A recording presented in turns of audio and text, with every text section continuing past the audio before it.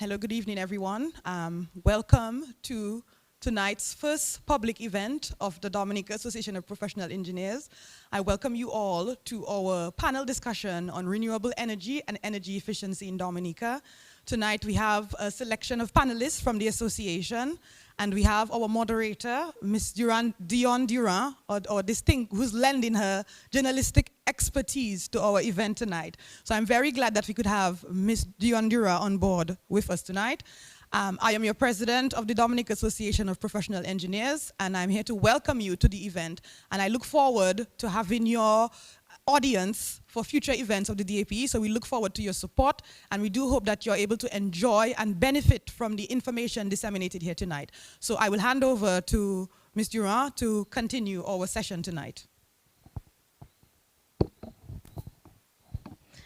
Thank you so much, Jinora, and thank you to all of you who are gathered at the UE Open Campus, and of course those of you tuned in via Vibian TV on YouTube. First, let me acknowledge Ms. Jinora Joseph, who is the president of the Dominica Association of Professional Engineers. Her colleagues here this evening are Mr. Jason Timothy, Mr. Justin Kiss, Mrs. Steffi Pascal Wade, and Mr. Anthony LeBlanc. They too are engineers and part of the association, and tonight they're also our panelists. We also have with us, who I gather, are other members of the Association of Professional Engineers. So first I'd like to start by defining two key terms, and that's for the benefit of those tuned in or non-engineers who are not overly familiar or clear when we speak of renewable energy. So renewable energy refers to useful energy that is collected from renewable resources, including carbon neutral sources like sunlight, wind, rain, waves, and geothermal heat. And energy efficiency, which is another term we might hear a lot of tonight, which means using less energy to perform the same tasks. That is eliminating energy waste. Energy efficiency brings a variety of benefits, including the reduction of greenhouse gas emissions, the reduction or reducing demand for energy imports, and lowering our costs on a household and at the level of a country's economy.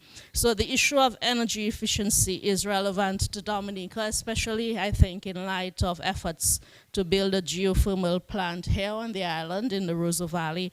So it's certainly a discussion we should be having within the context of identifying ways to reduce our energy consumption while finding ways to become more energy efficient. So tonight we'll hear from our four engineers on these matters, rather. And as I said earlier, we have with us our first panelist, Mr. Anthony LeBlanc. I'll tell you a little bit about the four of them. Mr. Anthony LeBlanc holds a Master of Science degree in Construction Engineering and Management from the University of the West Indies. In 1988, he completed his Bachelor of Science degree in Agricultural Engineering at the University of the West Indies. He's a chartered engineer with the UK-based Engineering Council and is entitled to carry the designation of C Engineer, as well as MICE, being a member of the UK-based Institute of Civil Engineers. He is a registered engineer with the Board of Engineering Dominica and a member of the Dominica Association of Professional Engineers. He has developed further learning in contract management, dispute avoidance and resolution, including courses with the FIDIC accredited facilitators and programs. His experience as a design and project engineer with DOASCO included management of construction work involving external contractors, as well as being in charge of in-house construction projects. He has been employed with ACE Engineering Limited since 1998, where he leads the administrative aspect of the company, functioning as chairman of the board of directors, as well as overseeing pricing and some construction works as a project manager. He is the former past past president, or rather the past president of this association. Steffi Pascal Wade is an engineer. She's a technical safety engineer at Spirit Energy UK.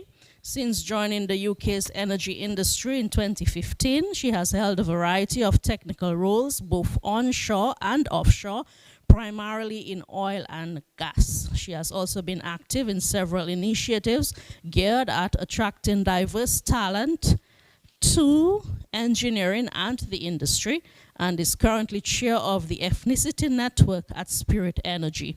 She has a master's in advanced chemical engineering from Cambridge University and a bachelor's in chemical engineering from the University College of London, where she graduated as the highest ranked student in her department. Just a note, Steffi loves solving problems and she loves learning through reading, traveling, and listening to people speak. Jason Timothy is our third panelist, and he's a mechanical engineer by education and possesses a master's degree in sustainable energy development. He began his professional career at the Dominica Electricity Services Limited, DOMLEC, as a trainee engineer and progressed to the level of generation planning engineer. At DOMLEC, he worked with diesel generation expansion as well as renewable energy alternatives such as wind, and was responsible for the erection of a wind tower for data gathering to assess the potential in a certain area of the island. From there, he moved on to a position with the government of Dominica as the project coordinator of the Geothermal Project Management Unit and oversaw the successful drilling of the first 3 exploratory geothermal wells on the island. He has since done work on the island of St. Vincent, where he assisted with the process of performing TM and MT surveys for the, it's not MT, it's MT, surveys for the exploration of geothermal potential on that island. And finally, our fourth panelist is Justin Case. He's the Executive Director of the Independent Regulatory Commission. He holds a Bachelor of Science degree in Electrical and Computer Engineering from UWI St. Augustine, Trinidad, and a Master's in Business Administration from the University of Wales, United Kingdom. He's an incorporated engineer of the Engineering Council of the United Kingdom and a registered professional engineer in Dominica. He has extensive professional experience, including holding various engineering roles at DOMLEC from 1989 to 2004.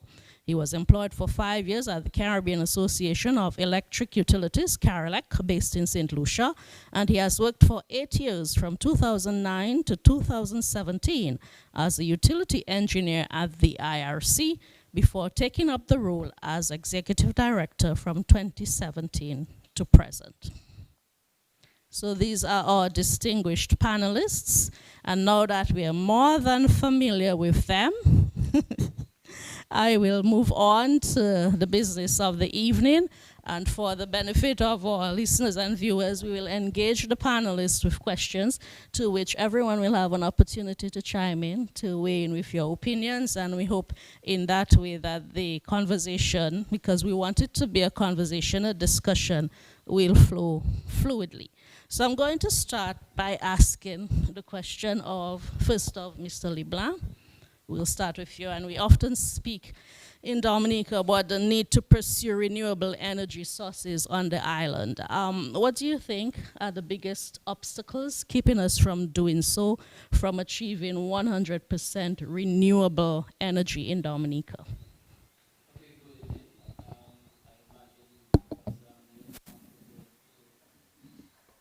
Good evening. I imagine I'm the only one who has not worked directly, continuously in energy. I am the one to go first, opening the baton. Well, worldwide, harnessing renewable energy has many challenges, and those factors are not alien to Dominica. We suffer from those factors too. Commercially, the first renewable energy was generation source was established in 1952 by CCD at the Trafalgar Hydroelectric Plant, generating about 320 kilowatts. And in the 1960s, they upgraded that with Pardo with 940 kilowatts. So we have been there for a while. But cost is the first factor, cost and economy of scale. No one doubts that getting firewood, making charcoal, buying gas or diesel is generally cheaper than buying a solar panel. No one doubts that it's cheaper than geothermal or hydro. But the capital cost, the huge investments that are required from the capital cost is what is the real deterrent. Let's take the hydro improvement that was commissioned in 1991, hydroelectric improvement. The estimate in 1983 was 24 million EC.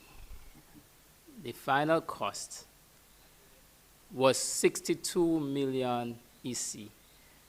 And 46.6 million of that was directly attributed to the hydroelectric works. That in US is 17.7 million, and it is $3.9 million per megawatt power generation. The government of the day needed several sources of funding, at least 5 of them, I believe, and several of those funding agencies had to come together to get the 17.7 million. The entire project cost 23.8 million, I believe, US. Geothermal development, we have spent in grant funds, mostly grant funds, about $20 million in development, in studies and drilling. And that doesn't include the other costs that were paid for directly by donors. In 2019, we had tenders for approximately 7 megawatt power generators.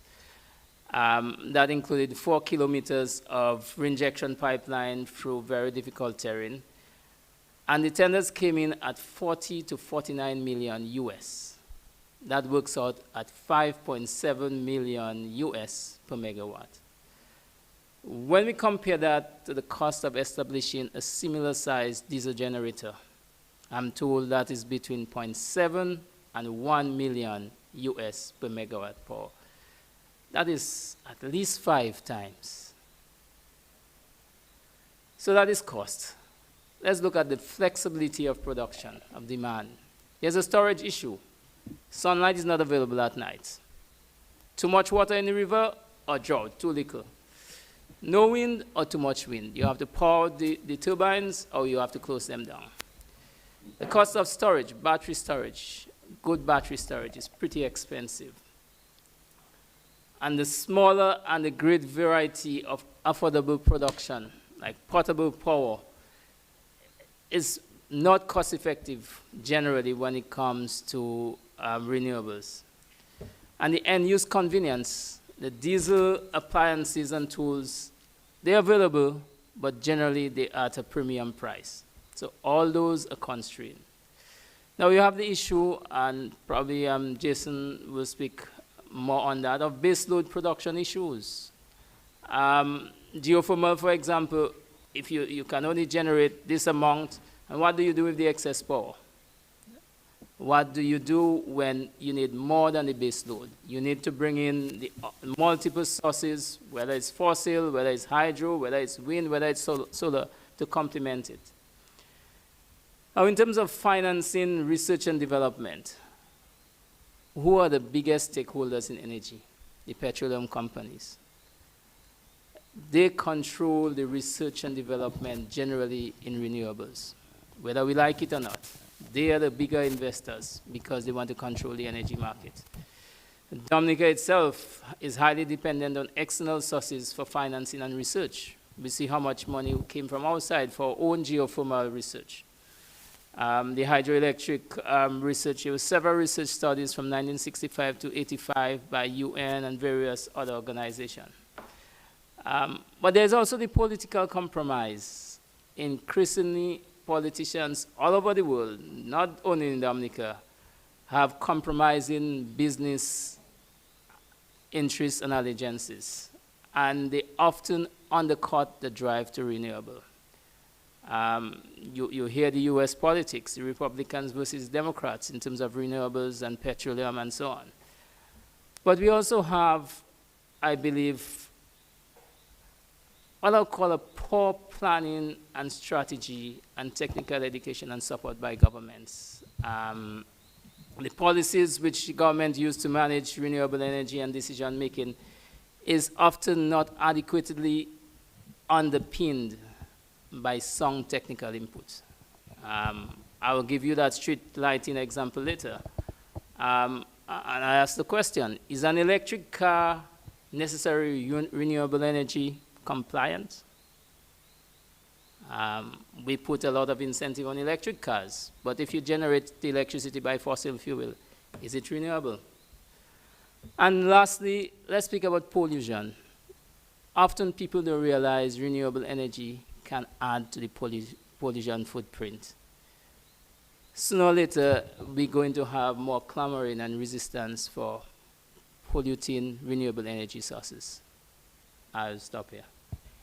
Steffi has covered a lot of ground. Is there anything you'd like to add as to why we've not been able to achieve energy efficiency?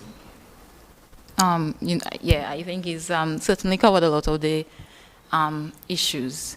But I think what I think is that a lot of the things that he's mentioned is not, it's not outside of our gift to deal with, especially when we think of, leaning on our regional counterparts who are a bit more advanced than us, probably in terms of not just policy, but maybe implementing the policy. So policy implementation tools like incentives and so on.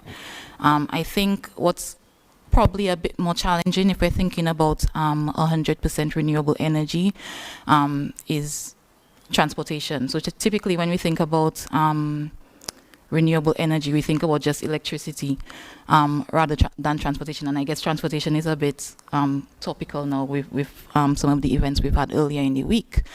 But if we really want to achieve 100%, there's quite a lot of maybe systemic changes that we need to make as well around urban planning, around public transportation. Engineer Libla mentioned electric vehicles, around incentivizing people to get electric vehicles because they are quite expensive, and providing the infrastructure for electric vehicles, so charging stations, and then making sure that we're powering them with actual renewable energy. So there's a lot of work, and I think there's a lot of behavioral changes that we need to make as well, to encourage people to walk more, to cycle more, carpooling, and urban planning can help with that, but I think there's a lot of work we need to do that is quite difficult. So when we think about 100%, I don't know if that is possible, especially when we think about transportation. Yeah. Jason, from your experience, what are your views on some of the biggest obstacles we face? Well, I kind of want to jump back to what Engineer Livla started off with, that when you look at economies of scale, I think actually that is the real issue in Dominica and most of the other islands, because and one of the way we should be solving that is actually including the transportation issue. Because if you have enough vehicles which need to be charged, let's say all the vehicles in Dominica just move to, I kind of have a bias. I'm not big on electric cars. I like electric cars, but I kind of feel hydrogen is the way to go. This is not on any sound basis. I'm putting this out there. And the reason I say something like hydrogen would help is that, let's say we have geothermal tomorrow.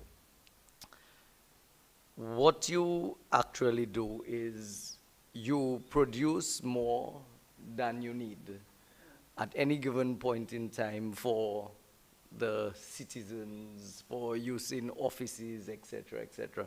So you now have a higher base load than you actually need. And when you have the fluctuations in power due to lower usage from industry, nighttime, whatever, what you then do is siphon that power off to produce your hydrogen, or be it charge your batteries, whatever alternate system you have for storage. And then because of that, you now have a bigger market. So your cost of doing geothermal. So the thing about geothermal and almost any renewable energy, there are some sunk costs which don't change whether you're going to do 1 megawatt or 100 megawatts. And when you spread it over that greater amount of energy, your cost per megawatt actually will then go down. Now, with that, Tony alluded to some of the costs we incurred for the hydro facility, but had the project been bigger, the cost per megawatt will actually go down significantly. And that's kind of how we have to approach it. I think one of the problems with small islands and just a lot of the development of energy facilities is we seem to focus more on just electricity and not looking at energy as a whole. Another way that Dominica could benefit is all of us use LPG gas. I use LPG gas at my home.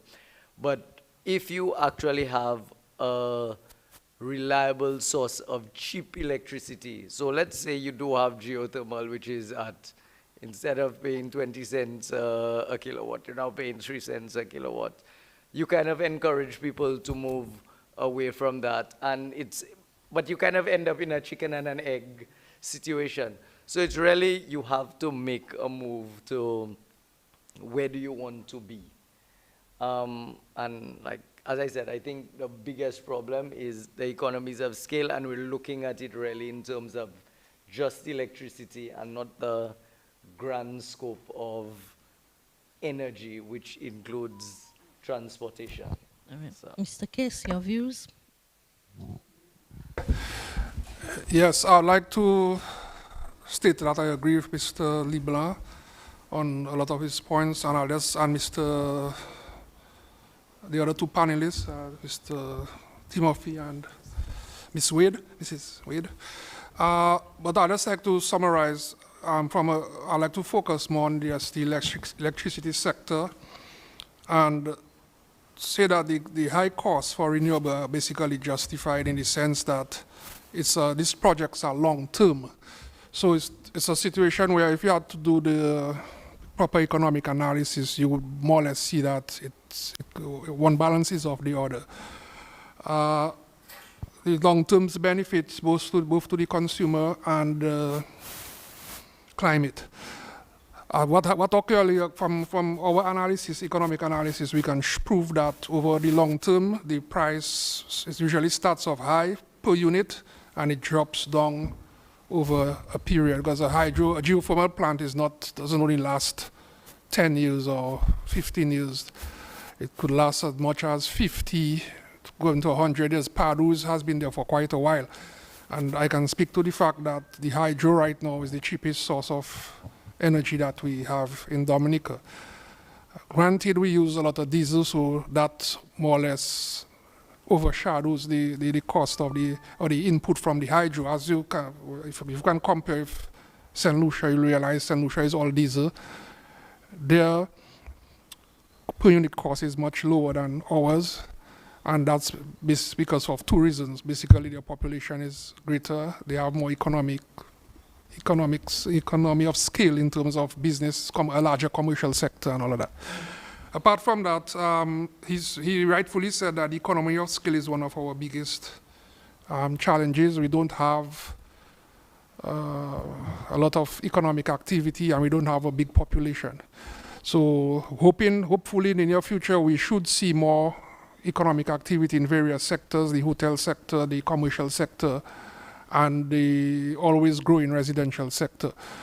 There are various approaches that can be used to mitigate the impact of the high capital costs of, initial high capital costs of investment into the renewable energies such as geothermal and so. As for attaining 100% of our electricity from renewables by 2030, I think that's a realizable goal based on our own planning and the plans that the government has. Notwithstanding certain, I don't know what I'd call it, impacts of probably unforeseen circumstances that could influence or present delays.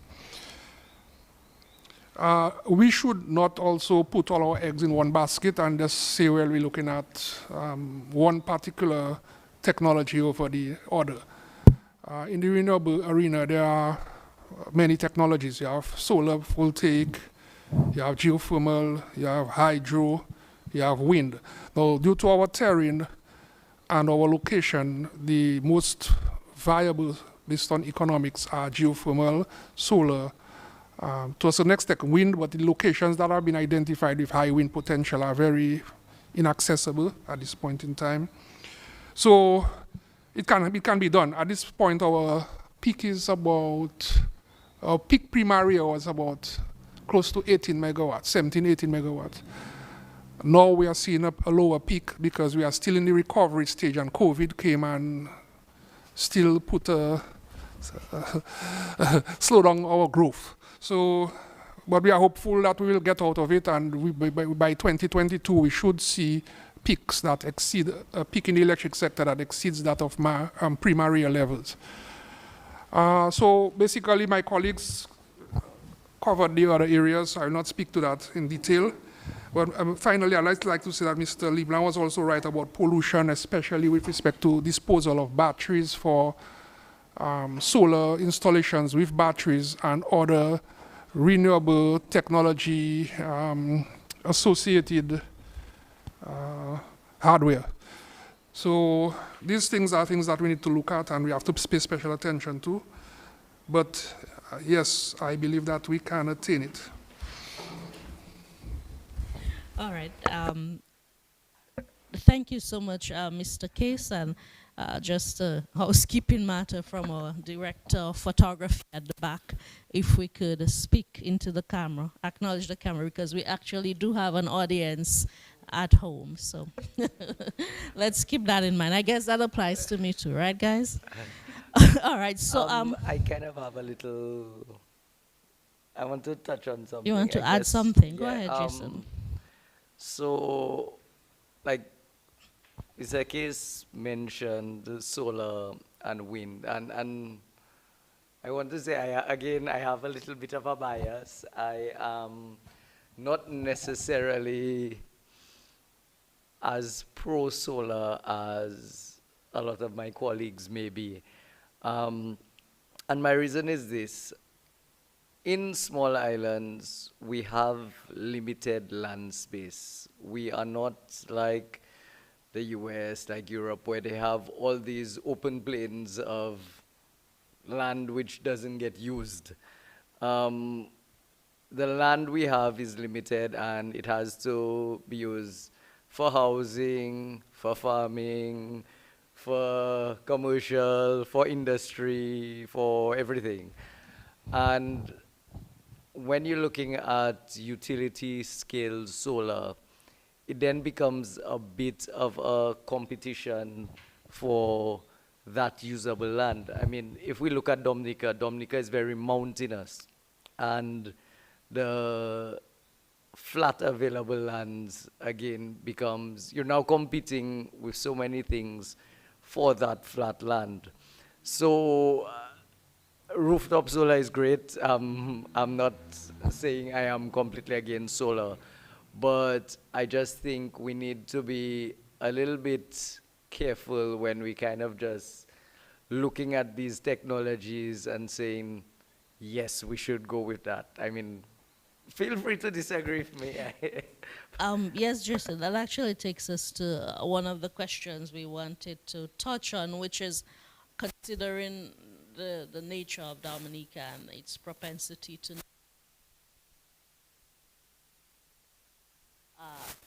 higher risk, by the same token, which are more appropriate for an island like Dominica. Jason, I think you just touched on that. Mr. Libla, I don't know if you want to take that one on. Yes, I could probably just continue from there. I do agree with Jason, and that was actually part of my issue with pollution. Solar panels is considered pollutant in the environment when there are too many. It takes, you can imagine Nature Island and you have a nice green landscape and all of a sudden a big acre size of solar panel. I mean, it will become a pollution issue. But in terms of susceptibility to natural hazards, I'm not sure if we have sufficient data, but there are few things that we can touch on. Terrain. Dominica terrain is difficult. And both geothermal and hydro depends on pipelines. Pipelines in very difficult terrain.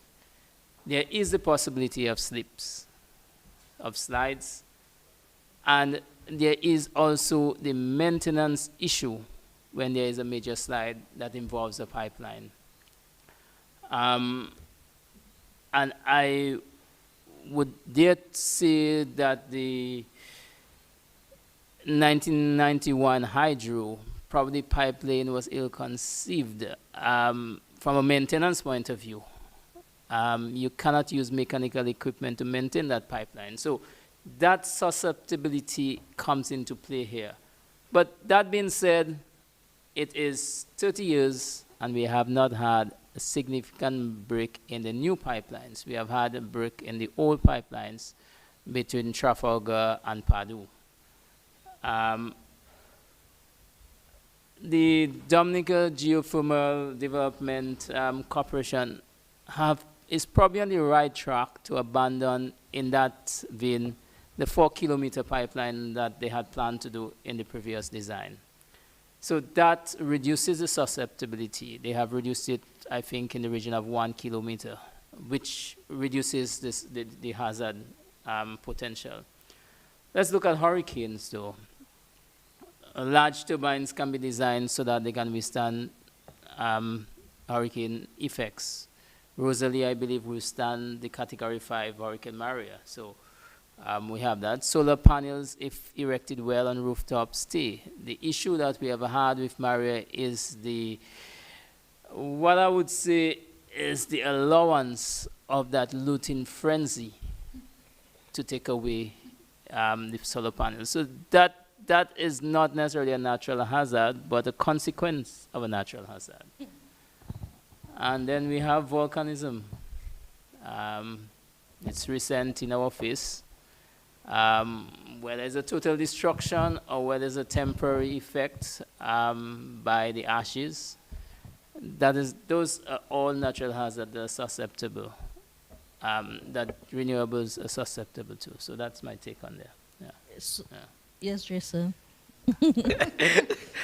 Sorry, this is one of those things that I kind of get caught up in. At the end of the day, we live on a volcanic island. I mean, whether you have geothermal, solar, hydro, or diesel, just the mere fact that once you're on a volcanic island, there are two consequences of that: earthquakes and or a volcanic eruption, kind of like what's going on in St. Vincent. So really and truly, that is something I don't think you can really, truly mitigate against too much. Because, I mean, even if you had solar panels in Portsmouth and you had an eruption in the south of the island, once the ash falls, the ash is going to cover all your solar panels with ash, and you're no longer going to have that, that energy available to you. So I guess I'd say it's just the cost of doing business in an island such as this, and you kind of have to take advantage of the resources which we have. I know pipelines are a problem, but I guess the thing about resilience is not necessarily you make something unbreakable. You make it so that it can be recovered quickly. So there may be sections of the pipeline you allow to break because it won't put stress on the rest of the system when it does. I mean, you allow it to break, and in a week, you're back up and running. A couple days, you create a landslide. So, I mean, there are ways around it, so I'm not 100% sold on a shorter pipeline is better. There are a lot of advantages and disadvantages to that, so just like. Steffi would like to hear from you. What are the areas we should be exploring in Dominica? Thank you. I think, kind of to points that were raised earlier, if you're trying to make something more resilient and and I guess considering that it's difficult to mitigate against volcanoes, as mentioned, but also it's difficult to build something to withstand, more than 200 miles per hour winds. Not many things can withstand that. And obviously, the more sturdy you try to build something, is the more the costs go up. And at one point, you need to, ultimately there needs to be some kind of trade-off. I think in terms of the types of systems we should look to implement, I think, and Engineer Case kind of, mentioned that earlier. I think we need to think more about diversifying our sources, not putting all our eggs in one basket, and decentralizing as well is something we probably need to consider. And So for example, in my mind, so one or two production plants, based on the same source of energy, feeding into a central grid system is less reliable than if you were to have different types of energy sources, and maybe some mini grids as well. So I think it needs to be some kind of combination of different resources. Engineer Case, your colleagues have introduced the concept of resilience and ensuring that systems are built for resilience, living in a disaster-prone country. How would you add to that in terms of how we build resilience within the energy sector? Specifically, again, I'd like to mention that I'll speak generally, but we more focus on the electricity sector. Studies were commissioned after Maria to look at how our electricity transmission, distribution, and generation could be more resilient. And recommendations were made. The issue again is cost and how it would impact the final tariff to the consumer. As a result, we have to try and do this dance, which involves some kind of balance between the two. Otherwise, if we were to take a massive investment into resilience, then obviously it is the customer that will pay for it. So we are looking long term, and these studies were done. We were advised, the utility and the other strategic stakeholders, to include the government, were advised as to what can be done. Special focus was mainly on hurricane force winds, maybe to a certain extent earthquakes and volcanic ash. All that was not really part of the priority list, but it was considered.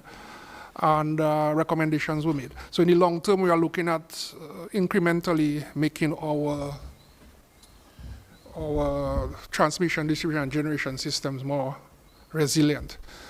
Part of our planning at the IRC is to look at the adequacy of capacity and security of supply. You know, security of supply deals with ensuring that, looking at different scenarios, whereby if we are hitting the south, what if we'll have supply to feed most of the island? If we are hitting the north, then supply to feed most of the island. So we are looking, energy security is part of the planning. It doesn't just involve generation, adequate generation capacity. It involves more resilient transmission and distribution systems, which will be in the near future underground.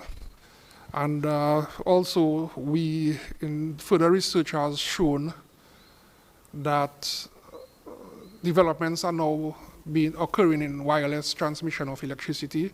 There's a New Zealand company that is really advanced in this research, and in the near future we'll most likely see a lot of wireless transmission of electricity. So all of these technologies coming on board in the future will serve to enhance our resilience. And it's something that we really have to take seriously as we move forward into the future. With your focus on electricity, what are some of the factors you think are hindering the delivery of cheaper energy to Dominicans?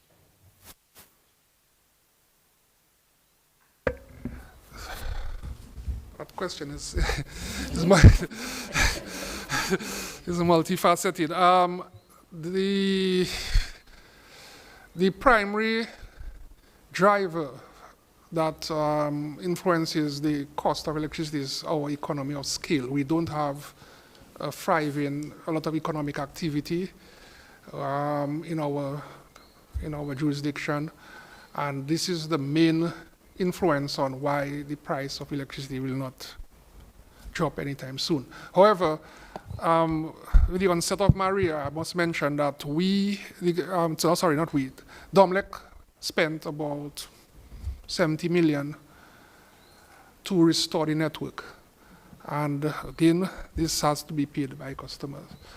So we at the IRC have run various scenarios, and we have had to do a lot of gymnastics, technical and otherwise, to see how we could reduce the shock to customers. And we have had some success, so we should be looking at something in the near future that is affordable. I wouldn't like to say much more cheaper than what we have now, but affordable.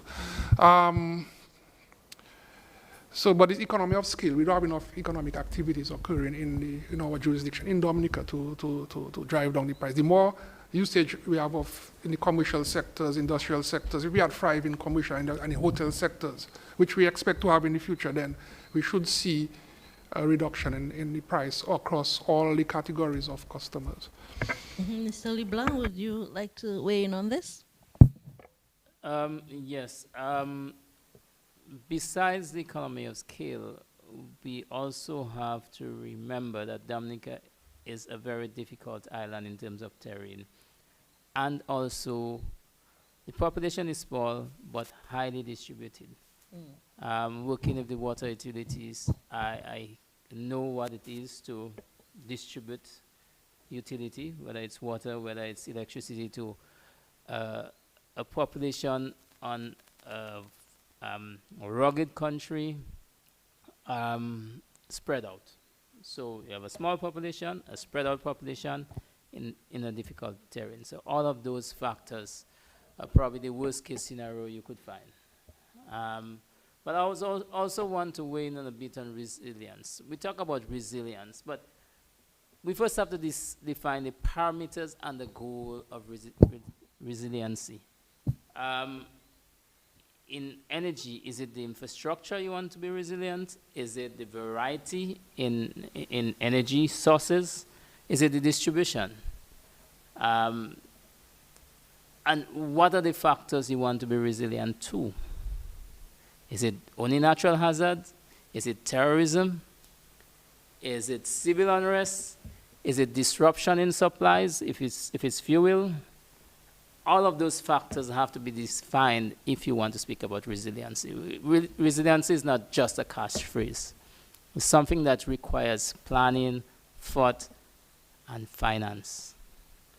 Whether it is cheaper to insure your generating plant than to have a duplicated 2 or 3. Whether redundancy is the art of the resiliency. Whether it is better, where is the resiliency needed? Is it you need to make sure the hospital functions? And would it be adequate resiliency to have a backup plant for the hospital? Do you need resiliency in terms of homes? So all of those factors have to come in play when we speak about resiliency. It's not a byword. There has to be some planning and some thought, and we have to put our money where our mouth is.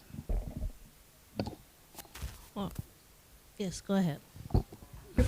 I agree entirely with Mr. Leblanc, and he has made, he has gone into a little more depth as to what resiliency should be built upon.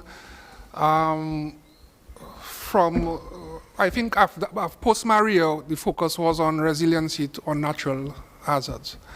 But you're very correct. The other consideration was also given to decentralization, the different aspects of the weak points within the system that need to be reinforced, and a lot of these other things. And yes, it has to be properly planned, and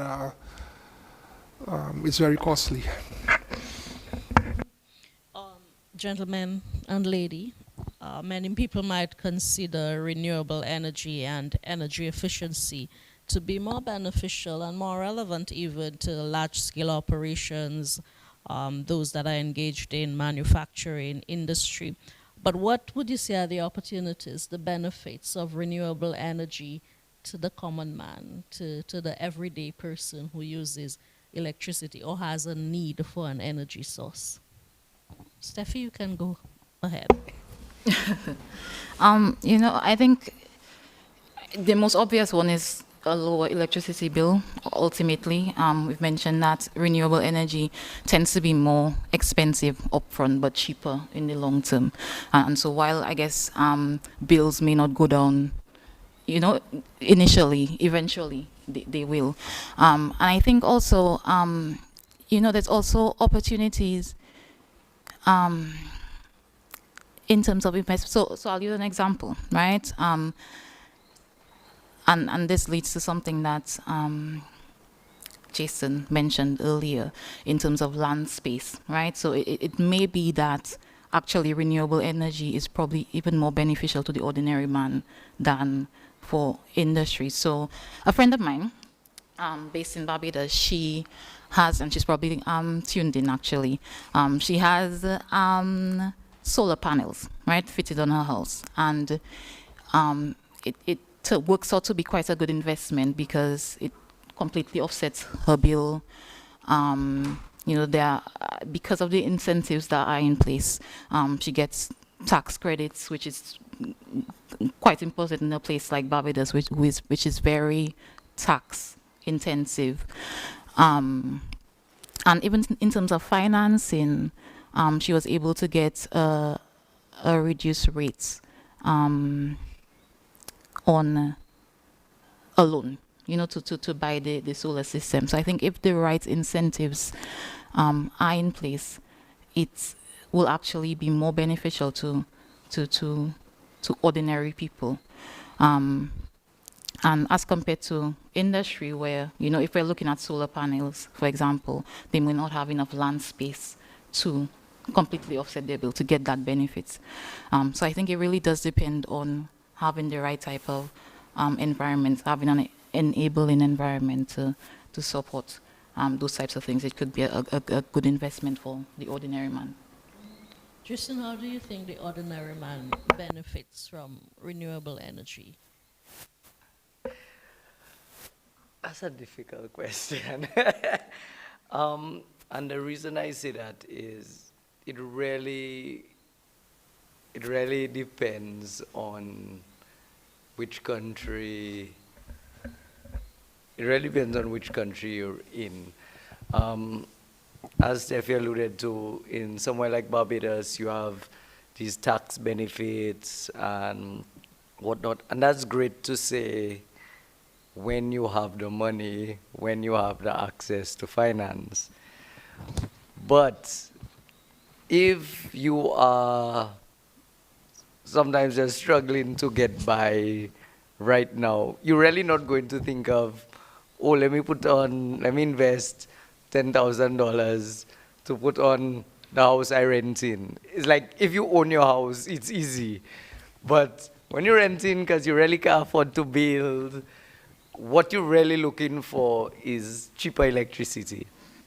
And at the end of the day, what we as a society, I think, need to be a little more cognizant of is we kind of need to prepare for our children, for our grandchildren, and not, quote unquote, destroy the environment for them.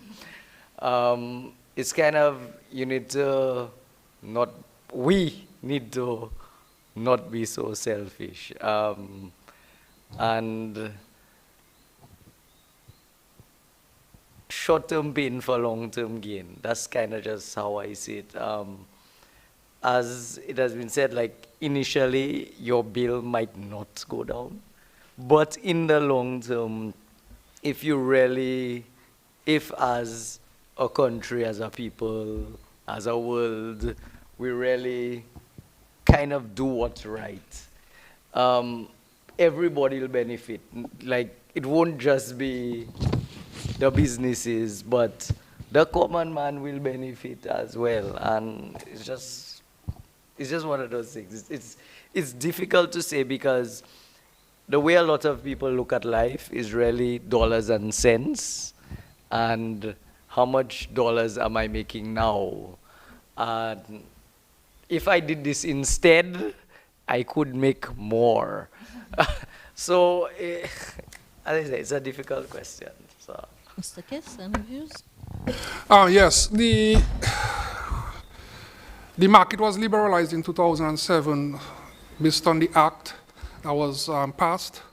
So it was based on an IMF strategy document that cited one of the areas for reduction of poverty would be that people can have their own electrical generation systems. So as a result of liberalizing the market, obviously a regulator had to be put in place so there's not chaos in the marketplace whereby everybody is doing whatever they wish. What we have found out is that although this liberalization of the market permits according to you, the common man to put solar on his house, then it is self-regulating in the sense that if they cannot afford it, they cannot put it. So there's this little, as Ms. Wade mentioned, there should be more of an enabling environment to permit the people, everyone that can afford it, or would like to have it, to have it. Thus far, the government of Dominica has removed, I think, duties on imports for renewable energy sources like solar, wind, whatever it is. However, I think based on what Ms. Wade said, more should be done in terms of tax credits and reduction in tax and other such incentives. However, with all of that, we have to coordinate these activities with the plans of government, for example, the geothermal and any other plans that they may have in the future for meeting the country's demand. Okay, so yes, we have liberalization of the market. Anyone can decide they can have a solar panel on their roof. However, all that has to be coordinated. We don't want a situation where everybody has solar and then the government is building a geothermal plant and then nobody's buying from the geothermal plant. So all of this is, we're trying to maintain a balance on all these activities. And yes, the ultimate goal is to have cheaper electricity, But with the initial investment, large capital investments that you will see that's going to happen within the next few years, as I said, the long-run marginal cost, it will decrease with time. So it will start off at a high, maybe a relatively high unit cost, and then decline with time. So it is a long-term gain for us to look at. We can't look at it short term. You have to look at it in the long run for all the generations to come who will benefit from it. Because as Mr. Leblanc rightly said, the hydro was established in what year, 1947? 1952. And it is still, we expanded on it, and it is still there. And it's still benefiting, and right now it is the cheapest source of energy that we have on the grid. So there are the benefits of the long-term lower price as well as the generator of solar panels from several homes and other rooftops. And that would augment a lot of the energy generation needs. So I think that factor cannot be downplayed and should not be downplayed, where the common man can sell to the grid. I think it's about 20 kilowatts you need to be able to sell. How much do you need to sell, Mr. Case? The minimum? There's no minimum. No, to connect to the grid, what's the minimum you need to generate? There's no minimum. So that's, I think, needs to happen a bit more so that it becomes cheaper. The investment becomes cheaper. You do not necessarily have to store. And we should also look at, there is not a culture of export and sales. Electricity, geothermal, we probably should be looking at exporting that and using what we can to generate locally from solar to augment what we need. So I think we can go a little further. The common man can benefit more. We can drive it down, but we need research. We need to invest into that area too if we have to benefit. Yeah. As an extension of this, and I notice, and this is an impression I've gotten not only today, that towards exporting. The same way we've been importing oil, importing diesel for all these years to generate electricity, we should be now trying our best to be a net exporter of energy. Even after you can import all the fuel for your cars. If you add all of that, what we're sending out should be greater than what we are bringing in. And that would lend to the economies of scale we need, where electricity then becomes so much cheaper for the common man. Because when you export electricity, you now put either a royalty, call it a royalty, call it a tax, call it whatever you want. There's a charge for it to go out. And that money can then be used to either subsidize what locally we pay for electricity or reinvest into the economy. I think on average, if I recall, between say 2010 and 2014, I think the average amount of money Domlec spent a year on fuel was maybe close to $20 million, if I am not mistaken. And that is just on fuel. That is not operating, that is not buying wire, that is just on fuel. So if you could actually have that money staying with, talking about it, it's always been undersea cable to Martinique and Guadeloupe. And that is very interesting, very probable. But if you have other technologies, again, such as hydrogen fuel cells, let's say there's a disaster in another island, like during Maria, you could actually just take a container of that, ship it to wherever, which other island needs it, they plug in, boom, they have instant power. So it's The benefits it holds for us.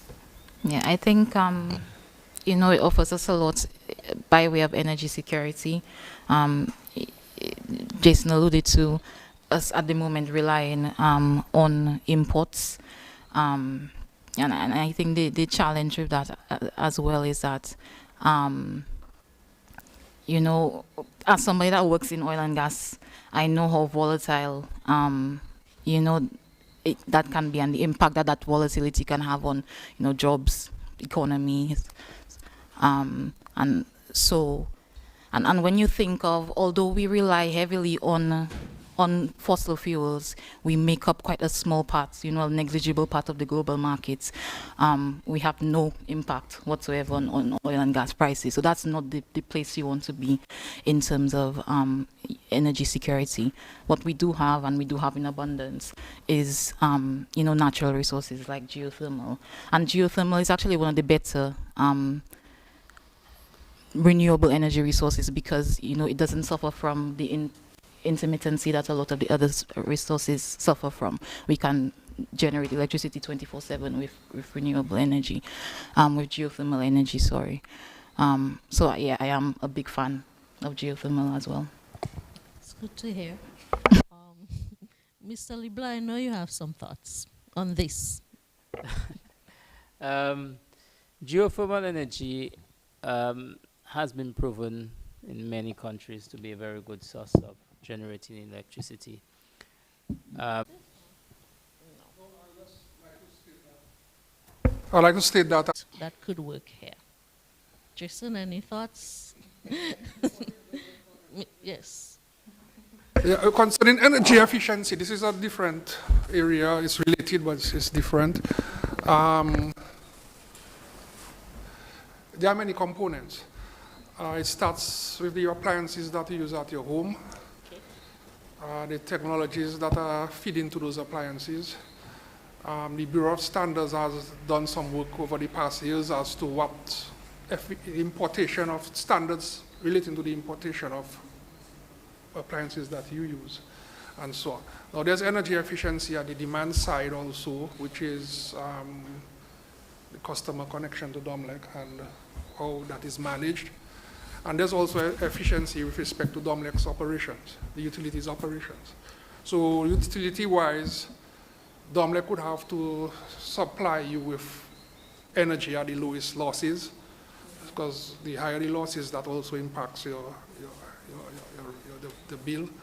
And so DOMLEC engages in what they call the carry-out surveys every now and then on their system to ensure where they have losses that can be reduced, and they have take measures to reduce these losses. Okay, so but at this moment, Natural science building that was built so that it used very little external energy for cooling and lighting. So we can improve of otherwise compact buildings, and solar chimneys, which is another technology for cooling the building. But things like the orientation of the building, the geometry of the building, the colors of the building, all of that affects how much energy that you need for cooling and lighting. So energy efficiency is not only in appliances and all of those factors, but in the built environment we can. Product quality. There are things put in place to ensure that the quality products are put into the market, because it's not uncommon here for us to receive, I guess, low quality products. So that's something that we definitely need to take into consideration. I'm not very pro energy efficiency.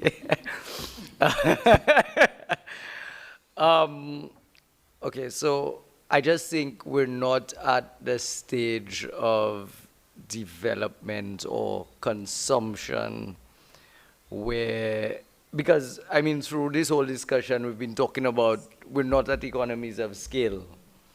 So if you're trying to get to the scale where things are cheaper, you can't be at the same time reducing how much you consume.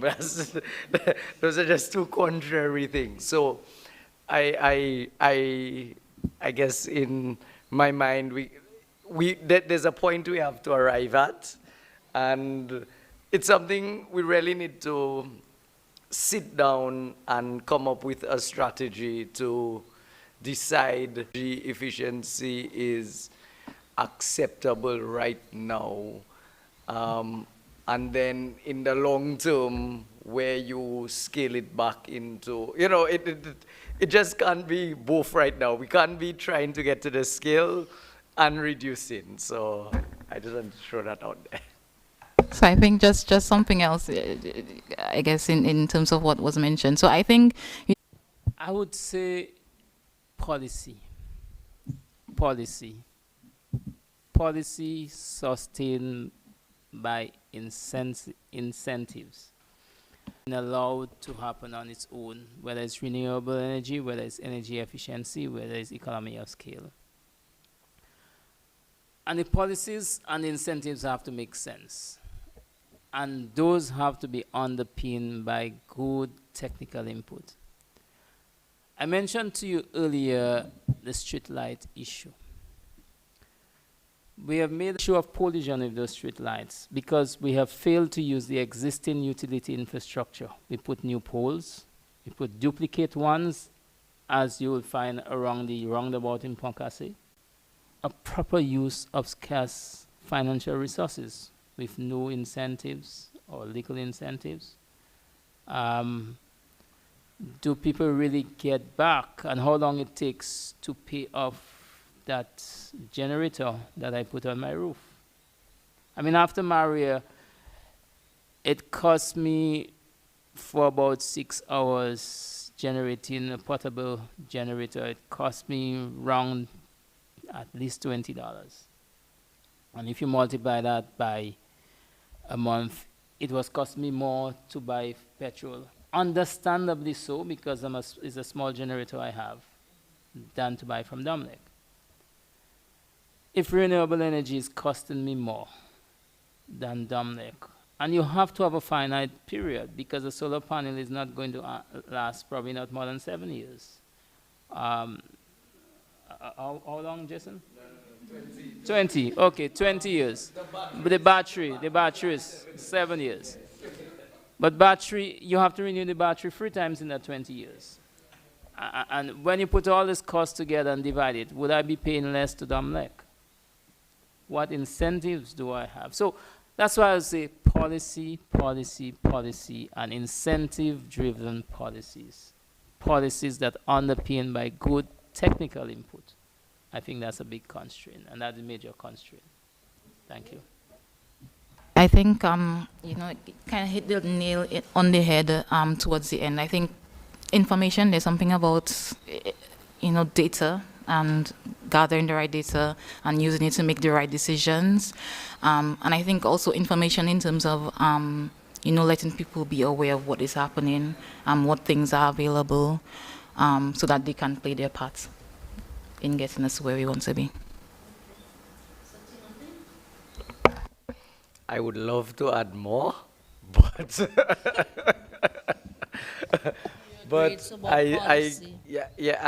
and I think it's policy tied into long-term planning. It's just that and again, and like Zephy said, it needs to be based on hard data, not this is how I feel. Use it, data-driven planning, and use it to influence policy. Is the case? I'd like to somewhat disagree with Jason. As at the IRC, we are doing our best to mine as much data as we can to feed into proper decision making. So we're trying to break that paradigm. So I'd like to sum up by mentioning 5 main pillars that we use to guide our work at the IRC for this mainly the electricity sector, because that's the biggest sector, energy sector that utilize energy. So it's basically adequacy, security, resilience, affordability, and finally sustainability. These are the 5 main pillars that drive our work, and we are trying our best to ensure that the sector is guided in a manner that it will, based on my colleagues, they will utilize data to feed into our decision making and in making the right decisions. So I hope that captures everything in a nutshell. Thank you so much. We have with us some of your colleague engineers, including your president, Ms. Joseph. If you have any questions, Dr. Joseph, that is correct. If you have any contributions you'd like to make on the topic at hand, renewable energy and energy efficiency in Dominica, this is your opportunity to pose your question or state your opinion. Yes, Dr. Joseph.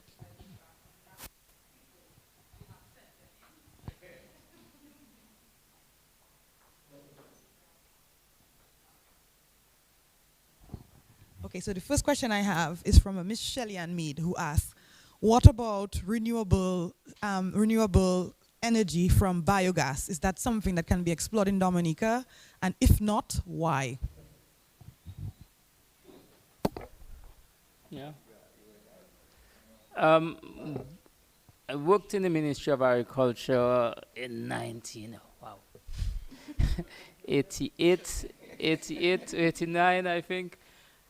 And we did build a few biogas plants where persons use biogas for cooking and for refrigeration. So that's a renewable energy that can be used. Generally, waste to energy is also a technology that's available. I'm not sure what scale we can in Dominica, and that's something we can look at. But I just read recently an article about a major, the only cement plant in New Zealand is consuming 3 million tires a year. It's cutting back significantly on the carbon emission, but also is getting rid of a pollutant in the environment. So waste to energy is something that we can look at in Dominica, and definitely biogas is something that's possible. I'm not sure what the status of the biogas production is in Dominica, but that has been used for a couple of years for sure. Really, I guess this is an unqualified opinion. One, I don't think we generate enough waste to really sustain, to make it economical. Yeah, it can be done, but very small scale. And the other impediment is it rains a lot in Dominica, and wet is, it reduces the efficiency of the process. So it's kind of iffy on a economic scale. Yeah, it can be done for the good of the environment, but. Okay, so from the live chat, I had a Moses Archibald Jr. who mentioned the possibility of exploring floating wind turbines. Is that something that is practical or feasible for Dominica? I'm not sure that we have deep. There needs to be more incentives for small businesses to invest in renewable energy. What are your thoughts on that? I agree. That's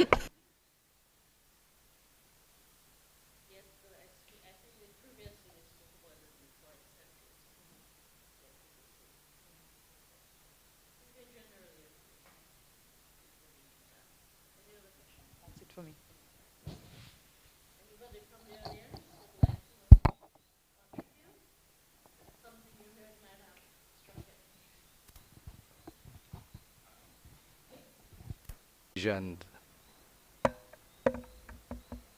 As a result of this, is there anything that we can do to attract people who want to come to Dominica as a result of things that we can develop from this, since we do have I call it the critical mass that is here in terms of dealing with it. Because, yeah, we do have white sand beaches and so on like that, but there's a lot of other things that exist in Dominica that do exist nowhere else in the immediate region that, I mean, possibly could be looked at with some of these renewable energies.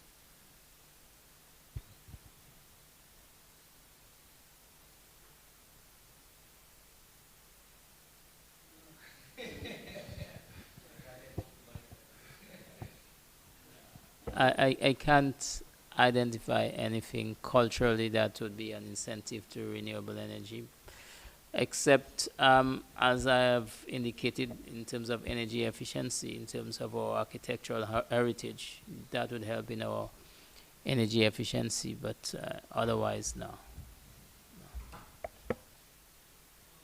But what I'd like to add to that is if the tariff reduces significantly, then it will drive more economic activity in many areas that we are not looking at. Thank you so much. The program calls for closing remarks from the moderator and panelists. We've already heard our concluded remarks from our panelists. I would just like to thank the panelists for sharing their expertise and to say that generally I'm a huge proponent of people within our society sharing their expertise in their various fields.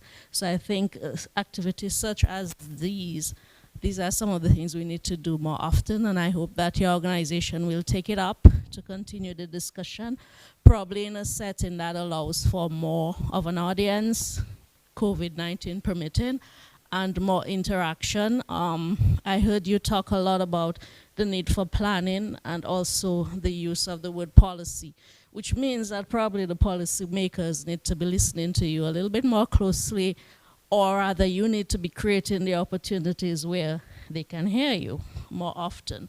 So I'd like to suggest that you certainly continue along those lines, and I look forward to you tackling other related issues within your area of expertise. So thank you so much to all of you for participating. And at this point, I'd like to turn over to the president of your association, Dr. Ginora Joseph, to deliver closing remarks.